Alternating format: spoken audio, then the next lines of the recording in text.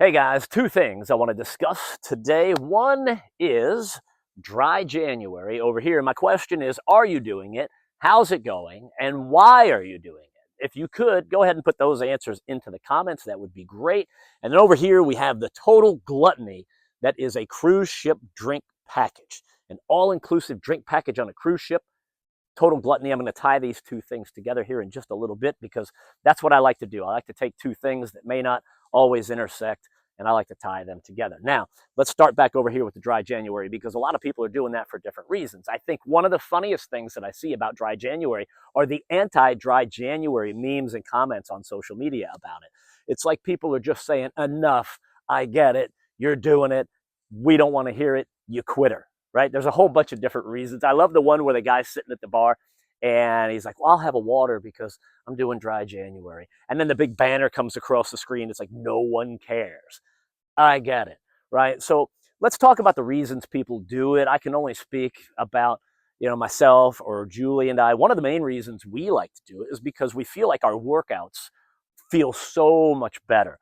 Like our whole level of fitness is so much better when we're either not drinking or not drinking as much. And Julie's younger than me, but I mean, I'm at the age where people's fitness is it's fleeting, right? It's going. I always joke that I got a couple good years left and I'm trying to hang on to them.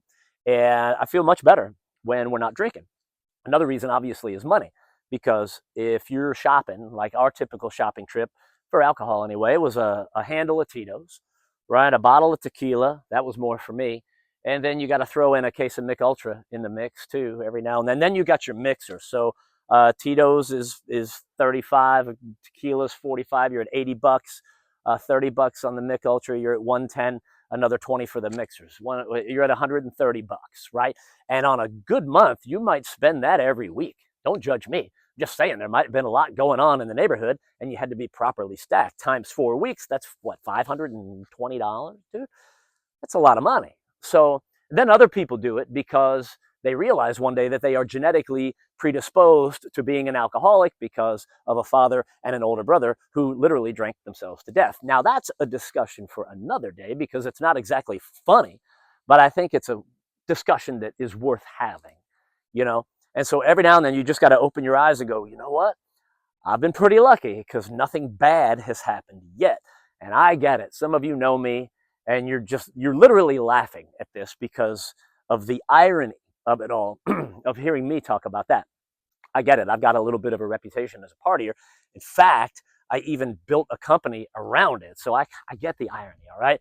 But we're going to talk about like the genetic predisposition another day because, again, it's not funny. So let's shift over here to the cruise ship drink package, the deluxe drink package, right? Man, if you guys have been on a cruise ever, if you haven't, I highly recommend it at least once in your life, just for the experience. But the cruise package, it's like within food and drinks when you're thinking about that. You can get anything you want, anytime you want it, immediately, all the time. I mean, what could possibly go wrong with that besides absolutely everything? And then the funny thing is you're hanging out on the cruise ship on a nighttime, for example. It doesn't matter what day it is. People cruising don't care what day it is. They don't know if it's Sunday or Tuesday. But by 10:30 or 11 o'clock at night, it's just a bunch of like stuffed drunken zombies walking around the boat. And that's not me being judgmental. That's me saying that as one of those stuffed drunken zombies walking around the boat. So I'm not proud of it. But again, great people watching if you were ever going to do it. Now, let's tie it all together, shall we? Because Julie and I, we were going to do dry January. Well, we are doing dry January. We do it every year. But we had already bought the drink package for the cruise. We were on Utopia of the Seas. Cool boat, good time. Everything was wonderful. We'd already bought the drink package, and that was like $650. So I'm not going to not use that when I had already purchased that a couple of months ago. I'm way too cheap to just let that go. So here's what we did. We applied some mathematic concepts to it, right? So what we did was we said the cruise is 3 days, and then you get off on Monday morning. Monday morning's not really a day, but let's call it 4 days.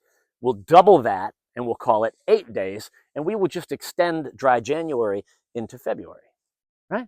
I mean, it's perfect. We can justify pretty much anything. So that's what we are going to do.